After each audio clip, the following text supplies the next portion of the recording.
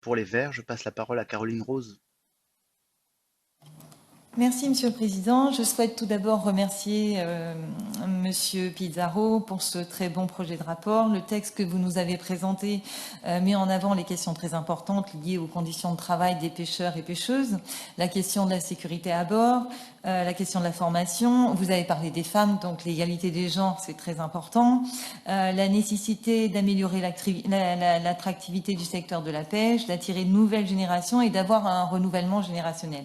Je partage vraiment ce que vous avez écrit dans ce rapport. Sur le volet social, j'ajouterai la nécessité d'offrir aux pêcheurs une protection sociale forte qui tienne compte de la pénibilité et des risques d'accident. Par exemple, en France, le système de retraite des pêcheurs a fait récemment l'objet de différentes attaques et je pense qu'il faut le préserver. Être pêcheur et pêcheuse aujourd'hui, on le sait au sein de cette commission, c'est aussi être chef d'entreprise. Se lancer dans la pêche nécessite des investissements importants, souvent avec des emprunts et des procédures administratives qui sont lourdes. Et je pense que si on veut attirer de nouvelles personnes dans le secteur de la pêche, il faut que ces personnes aient une visibilité, notamment sur la capacité de pêche à long terme, reconstituer les populations de poissons et les gérer durablement pour qu'ils puissent avoir une visibilité à long terme par rapport à leurs emprunts pour pouvoir se lancer. On sait aussi que les jeunes sont de plus en plus conscients des problématiques environnementales et que beaucoup veulent un métier qui a du sens. Nourrir sa communauté en tant que pêcheur, c'est un métier qui a du sens. Promouvoir une pêche à faible impact sur l'environnement, ça a aussi beaucoup de sens et c'est un moyen d'attirer les jeunes générations.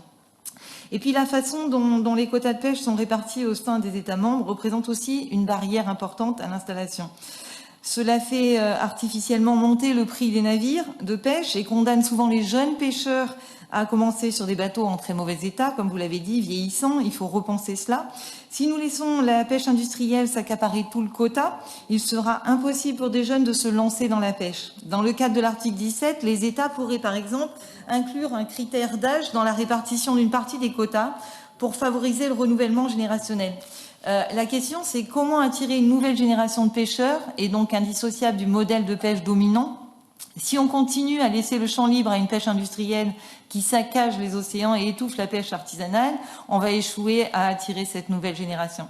Une pêche à petite échelle à faible impact sur l'environnement et avec des stocks bien gérés, qui va permettre de vendre des produits à un bon prix, qui permet un équilibre entre la vie personnelle et la vie professionnelle, et qui donne accès à une forte protection sociale, c'est la meilleure façon d'attirer cette nouvelle génération dont la pêche a besoin et je continuerai à travailler avec vous avec plaisir. Merci.